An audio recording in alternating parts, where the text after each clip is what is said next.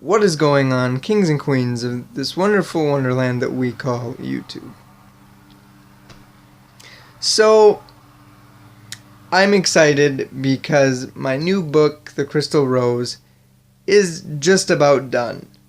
I'm excited, I'm relieved, but the caveat to that is that my attention has been very, very lopsided, if not completely one-sided, these past few weeks, and it certainly will be in the weeks to come. You know, we still have a lot of work that we need to do even after the book comes out. I need to spend a lot more time over on Facebook, making videos telling people about the release date, the release price, future plans and projects after the book releases, all that stuff. So essentially, I've been very busy, and I have a feeling I'm about to get even busier. And what that means for you guys is that I have made the decision to kind of pump the brakes on all my major serious videos, because I don't want to try and tackle them while being distracted or busy like I currently am.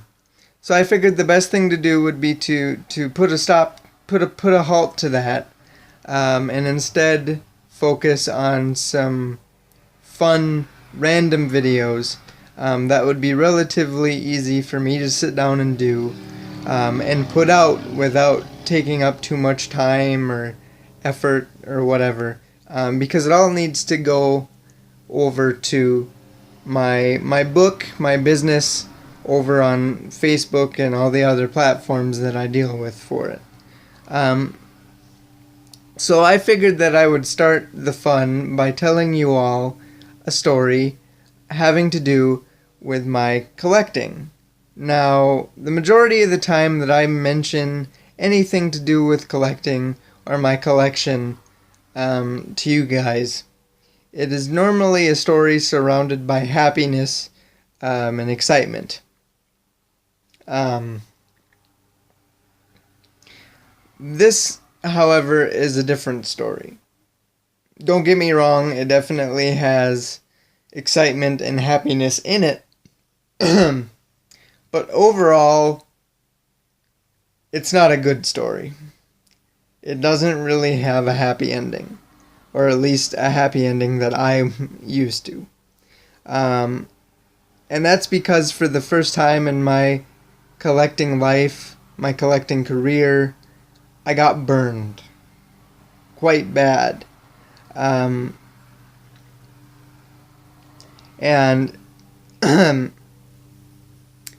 this is a story that involves a Pandora's box for arcade cabinet. Now, if you don't know what a Pandora's box is, it's an emulator. If you don't know what an emulator is, this probably isn't the video for you. But I'll start this video by saying, you know, I've said this 100 times, I'll say it one more time, that my biggest dream as far as being a collector has always been and will always be the idea of having my own personal arcade. Now, I know I don't personally have the space in my house to put up a bunch of full-sized arcade cabinets, but it's still a dream to have for later in my life, later down the road. And one day, I was just cruising through my news feed on Facebook, and I am very in touch with a lot of different pages, like retro gaming pages, pages that sell arcade cabinets, and pinball machines and things like that. So it's not out of the ordinary that I get suggestions geared toward that type of thing. And one day I got a suggestion for a company based in the US that will be important for later, that was basically selling Pandora's box for, which is also important. The Pandora's box 4 part is important for later also. Arcade cabinets. And basically what this cabinet was it was just a tabletop cabinet, which is basically, if you picture the stand-up arcade cabinets that we used to play in arcades as kids, instead of just the screen, it's just the flat control part with the emulator inside the cabinet. So you have 2 joysticks, all the buttons in this beautiful cabinet, and it just sits on your table and plugs into your TV. Pretty simplistic, but also really, really cool. And basically, I saw this and it was just a dream come true. I wanted it probably more than anything in the world. The part about this that wasn't a dream was the price tag at $500. Now, don't get me wrong, under normal circumstances, $500 probably isn't that much of an issue, because, you know, I can save my money, I can ask for, maybe for Christmas or a birthday present, just like I'm sure the rest of us do. But it was an issue because I think, if I remember correctly, at the time that I found this, I had just spent $300 on my Switch. So at the time, it just wasn't in the cards for me to come away with it, which was, of course, disappointing because it's there, it's beautiful, and it could and needed to be mine. But I started to think logically, like, okay, this has to be just only one company. You know, in the far reaches of the internet, I am sure there is somebody somewhere, somebody selling one, somebody, you know, a company just like this, excuse me, that are selling the exact same thing for a cheaper price. So I immediately got to work scouring the internet to find such a machine, if it indeed existed. I searched plenty of online video game stores, online arcade stores, with no luck.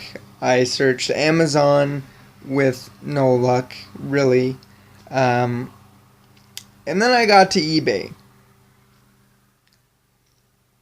where I did, in fact, find the exact machine that I was looking for. Cosmetically, it looked like the exact same machine that I was shown on Facebook. Everything about it was basically the same, for $250 as opposed to $400, which immediately caught my attention because I was like, okay, that's doable. And as I said, it was basically the exact same machine with 2 main differences. The first one was that this was a Pandora's Box 4 Special Edition, a Pandora's Box 4S, which essentially means that instead of having something like 600 games on it, like the one on Facebook, it instead had, I think, closer to 800 games. So essentially you just get more games, which of course, more games for the cheaper price, like, you know, that's a good deal in my mind. So I was even more interested in this. The second major difference with the 2 machines is, instead of being based in the US, the seller was based in Hong Kong, which I have to admit, yes, I was immediately skeptical of. So it led me to do a lot of research on the seller. I definitely wanted to check out the seller properly before I did the purchase, of course.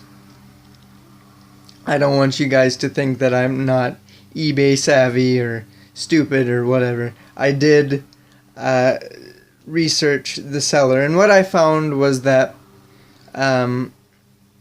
instead of being one person, it was basically an online store that sold things through eBay.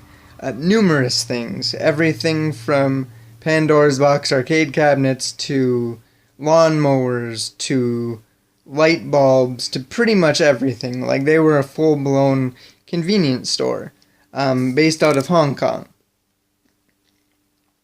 And in being a store, not everything was great. Not everything got dazzling 100% approval ratings or whatever. But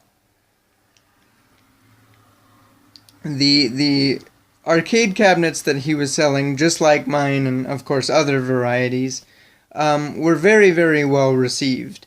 And I think his overall, the store's overall rating on eBay in general was like 98 or 99. So I figured with that kind of an approval rating, in general, with the exact item that I was buying, going to the reviews done by other people were pretty good. I had no real reason, I felt, to be concerned, and I really wasn't.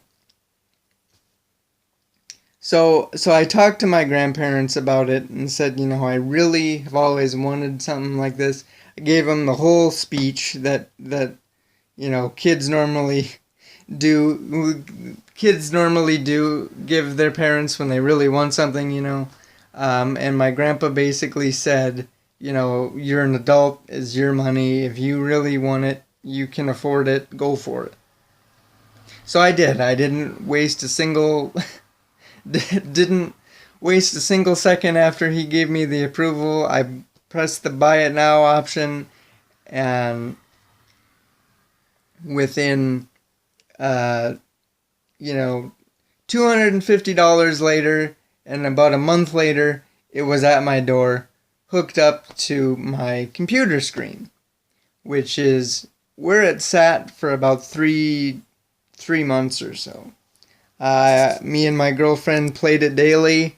I showed it off to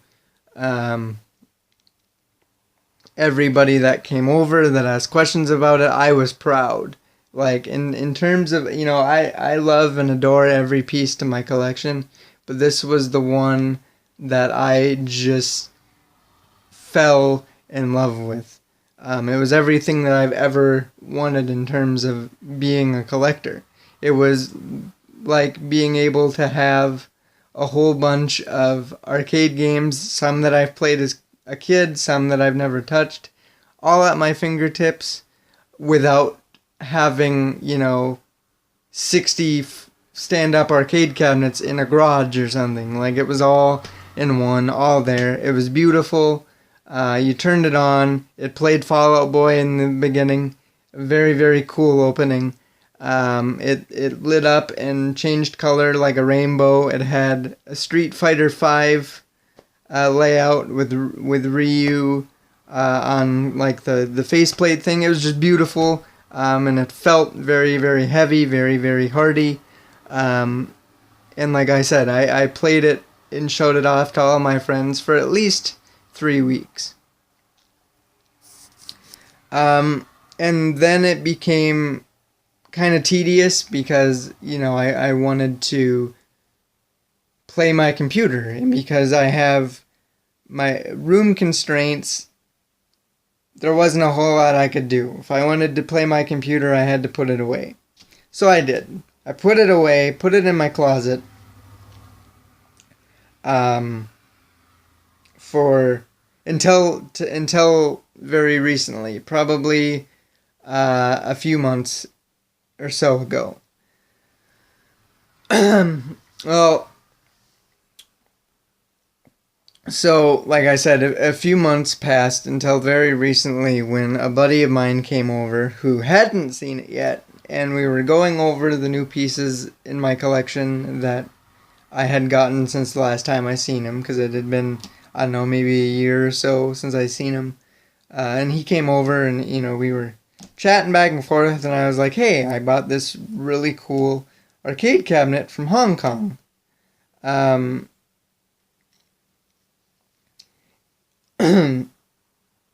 and I was like, "It's got like 800 games on it. It's beautiful. Basically everything you can imagine in terms of an arcade is there." And he's like, "Okay, cool. I want to check it out." So I was like, "Cool. It's up in my basement, up in my closet upstairs. We got to go get it." So we get it. We bring it down. We set it up in the living room. Put it on some chairs, hook it up to the TV, and turn it on. And I'm just, talking this thing up because, like I said, I'm proud. This is arguably my favorite piece in the collection just because of what it is. And just because I've always wanted one and I own one. So I was like, yeah, this is great. I love it. Really talking it up. And I was jazzed about it. I got him jazzed about it. We were ready to check it out. We turned it on. Nothing happened. It essentially froze on the start screen, which I thought was weird, but I didn't really think anything was wrong with it because, I had only I said, okay, well, I've had a lot of systems not work the first time, or they're kind of finicky and whatever. So my initial reaction was, it's not supposed to do that. What's wrong? So I started going through it in my head, and I'm like, I had it hooked up just a few months ago for a few months, and the only place it went was basically in my closet, and it worked when I put it away. So I was going through things in my head, like maybe it's the TV, because I only had it hooked up to my computer monitor before I put it in my closet. So maybe it's just not agreeing with the TV, maybe, we moved it wrong when we took it out of the box, who knows. And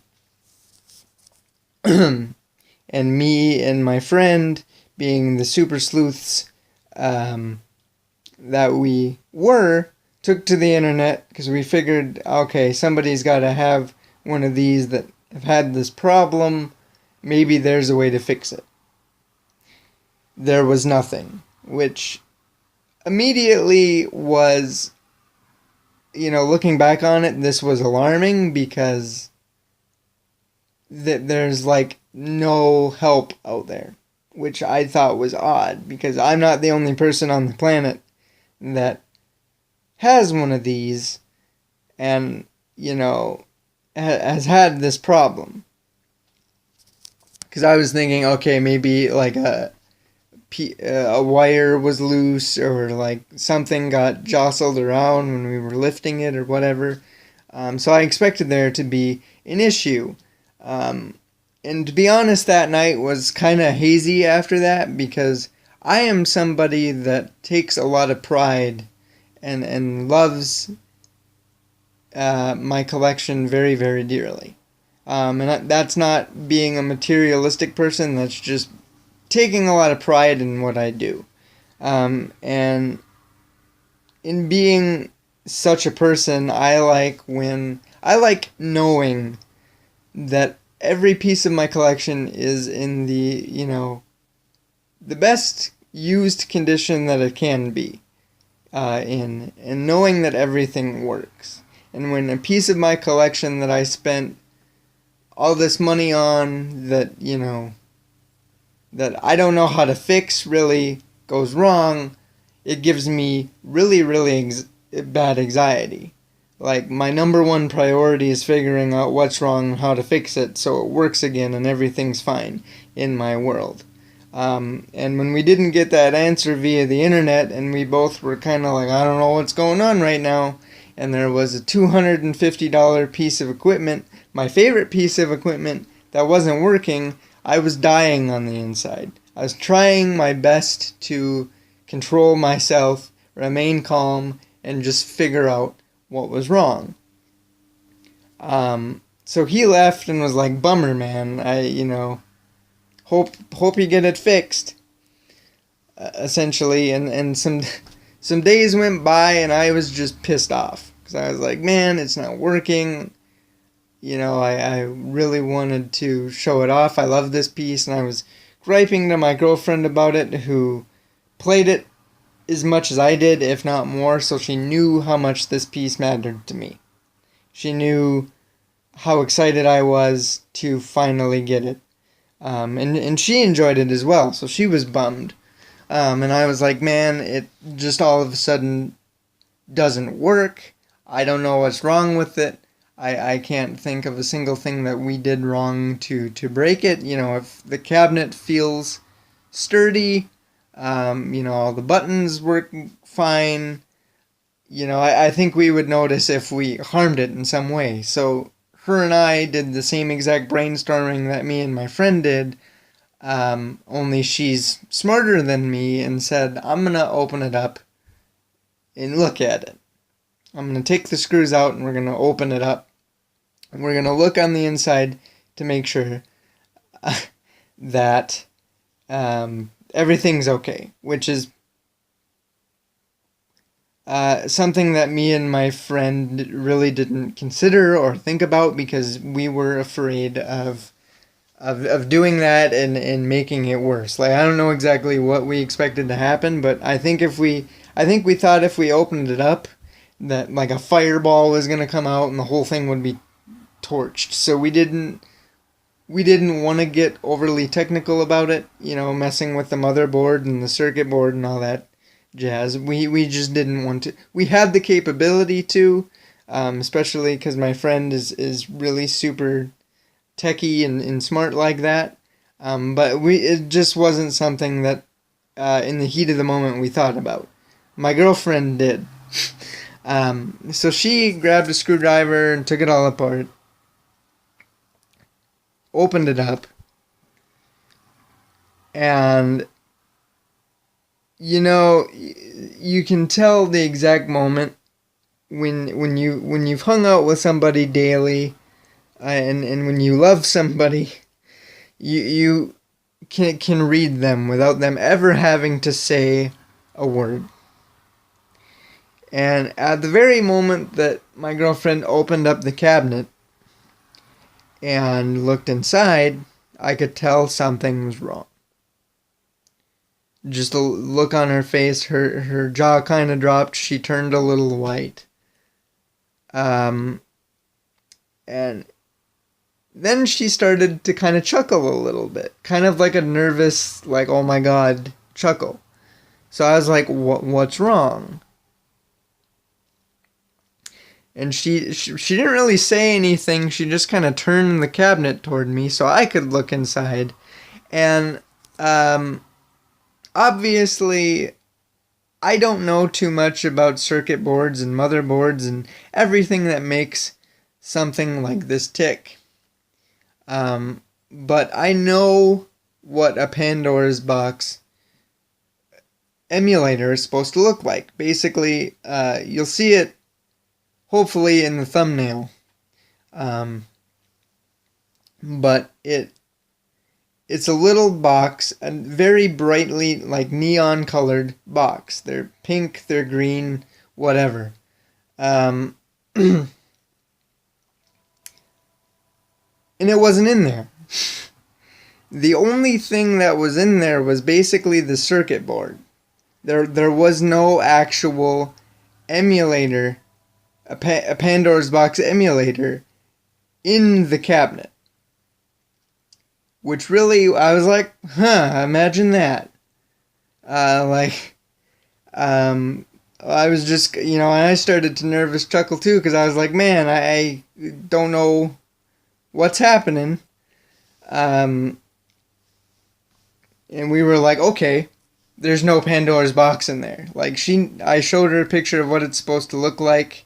She was like, well, I don't see a neon pink box. in there that says Pandora's box on the front. It's just a bunch of wires that come down from the buttons and the joysticks into the circuit board. And upon closer examination, the moment that made us go, like as if the Pandora's box emulator completely missing from the cabinet wasn't enough, the SD card that went into the circuit board or whatever was super glued in place. So that little bugger wasn't going anywhere. And again, like I said, we didn't know too much about what we were looking at, but we figured that an SD card is not supposed to be super glued into the circuit board. So everything put together between half the hardware missing and the weirdness of the super glued SD card and a couple other things about the hardware of this cabinet, we said, I wonder if we got a fake cabinet. And something that I forgot to mention, before I bought it, I did a lot of research on YouTube as well. People that had, reviews of the Pandora's Box 4S cabinet. Somebody had bought it from Hong Kong, just like I did, and his worked beautifully. There wasn't any problems. And there wasn't any problems with mine either for the first few months that I had gotten it and had it. But essentially, we really started to wonder if this cabinet was fake, because as heavy as it was, it didn't have nearly the amount of the internal equipment that it was supposed to have. And we know this because as she was tooling around, taking pictures of it to send to her brothers, who are very, very techie people, to be like, what are we looking at here? What is supposed to be here? I found a video that basically tells and shows the difference between a real Pandora's Box 4 and the fake Pandora's Box 4, which apparently are littered and sold throughout the world. Right? Particularly in Hong Kong, which I didn't know. And basically, he opened up his real one. He showed what the real box is supposed to look like. It's not supposed to be from Hong Kong, obviously. I think the cardboard box that mine came in basically said multi-game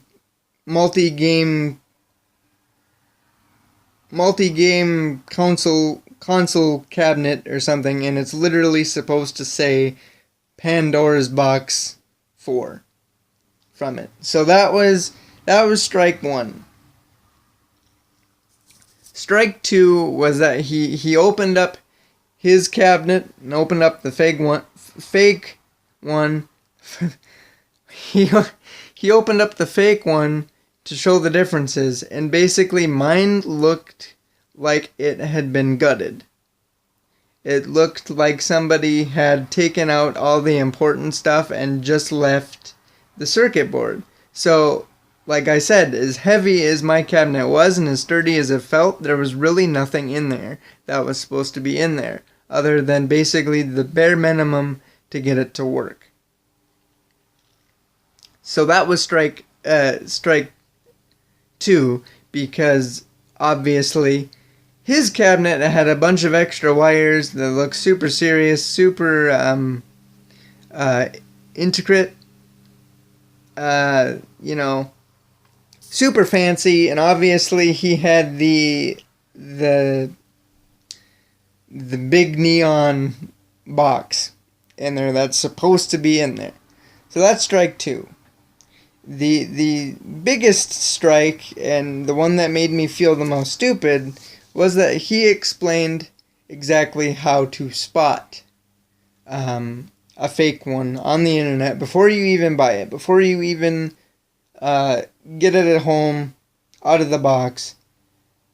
It's very easy. There's a very easy way to locate a fake one.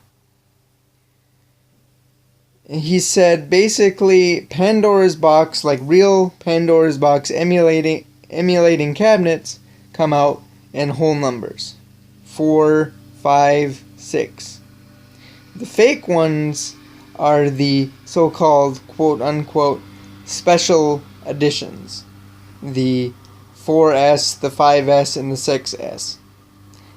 Pandora's box doesn't make special editions. They don't make S editions. So essentially, if yours isn't a whole number, like 4, 5, 6, nothing else, it's a fake. Now, if you recall, the Pandora's box 4S is exactly what I got. So I ran upstairs, told my grandparents because I had told them my cabinet's not working, I don't know what's wrong with it. I went upstairs, told them it was a fake. They were like, "Oh, that's a bummer." They felt pretty bad because they knew that it meant a lot to me. I was excited. Everybody did. And they don't like to see me upset, which I very clearly was.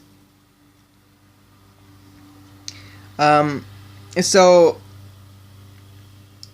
in talking with my girlfriend, I was like, oh my god, what do I do? Like, I just lost, my peace. Like, it's basically worthless to me because it won't leave the freaking screen, and, like, it's a fake. Like, what do I do with it?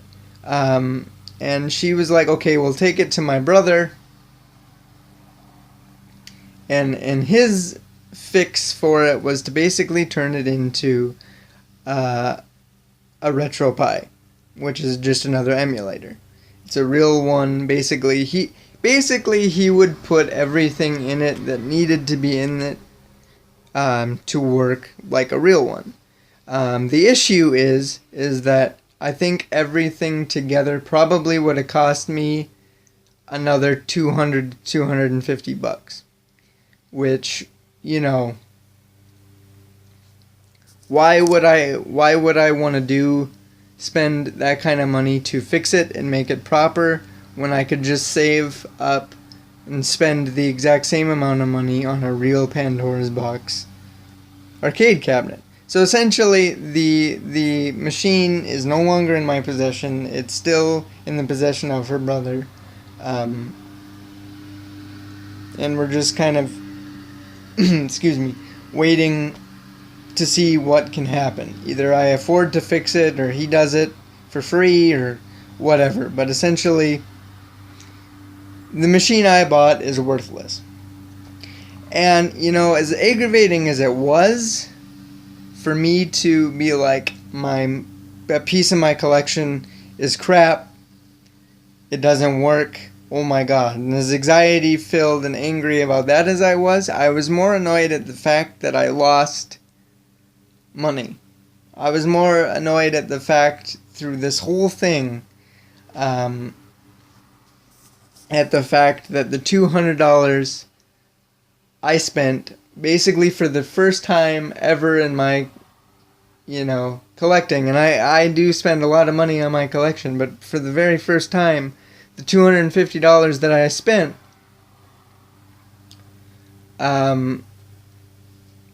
went directly down the drain, and I have nothing to show for it, which was incredibly frustrating because I just felt like, my grandparents basically were like, it's your money, you're an adult, you decide what to do with it, you can afford it, go for it. And now it's like, okay, well, I wasted that money. I kind of felt like a teaching moment for me, I definitely learned. We'll just say that right now. I definitely learned my lesson. And it just kind of goes along, the whole story goes along with the idea of just be careful who you trust and what you buy on the internet.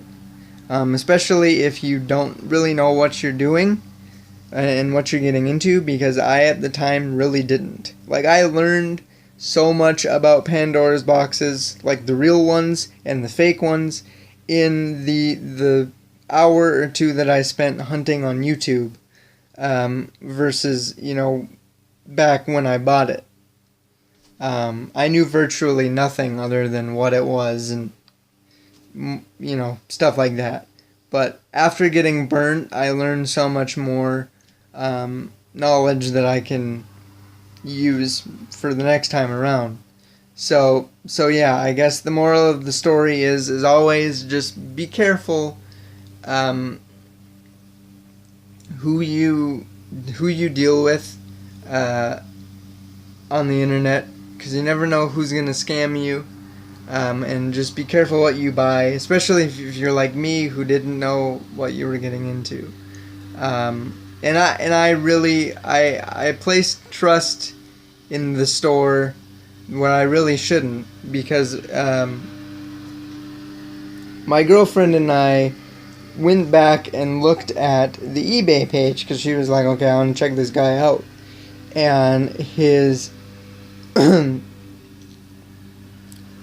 from the few months that I had, from the time that I had bought it to a few months ago, when we were basically dealing with this, his overall rating had gone down significantly. And his overall, the reviews for specifically my machine were exactly the same problem. They went down significantly because people were like, I can't get a refund. This doesn't work. It freezes. Excuse me. It freezes, it gets really, really hot, it won't turn on, yada, yada, yada. It doesn't work, it's crap. And it was just everything that I was finding, both YouTube-wise, eBay-wise, everything, was just a giant punch in the stomach, because I knew that I had gotten screwed. And like I said, it was a learning experience. Like my grandpa said, don't be mad about it. It's okay to be frustrated, it's okay to be upset, but chalk it up as a learning experience for a mistake that you're never going to make again. Because now I know what to look for. I should have been a little bit more cautious with it, but it was something that I really wanted, and I guess my collective greed and my passion kind of blinded me, because all I saw was an arcade cabinet, the exact same one that I wanted. Somebody had it for a better price, and I just kind of went for it, just by skimming the surface without really knowing anything about what I was doing. So yeah, I guess the moral of the story is to just be careful who you're dealing with and what you're buying, especially if you don't know what you're doing, because things like this happen every day to far better people than me, over a lot more serious cases. I can chalk it up as a learning experience, because at the end of the day it was just a game machine. I'm a collector, it's what I do. But there are people every day that get ripped off over more serious things in the world. So I'm just thankful that I was able to learn this lesson, and I'm thankful that I won't make it again. And I hope that if somebody is watching this that is in a similar situation, over, whether it be a Pandora's box cabinet or something specifically, something else. I hope that this helps you. And just be safe and be respectful of each other when dealing with people on the internet is basically all I have to say. So yeah, guys, in closing, as always, I have to plug my book stuff, my Facebook pages. If you haven't joined my group or liked my page yet, now is probably the most important time to do so, because the book is almost done.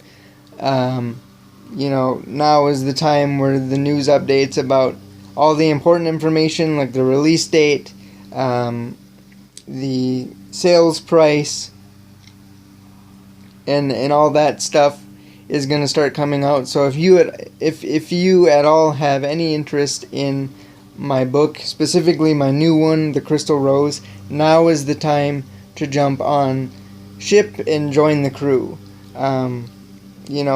We get closer and closer every day to it, and it's getting crazy. Things are moving fast. So if you want to have any chance at all of keeping up, definitely check me out there. Every little bit of support helps. Just like on YouTube. If you're not subscribed, definitely subscribe, like, comment, do whatever you feel the need to do.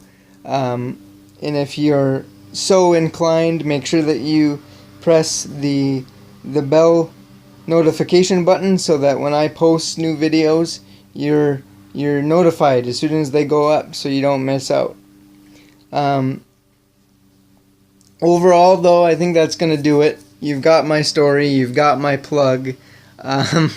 So until next time, guys, as always, I salute you, and remember, we're all mad here.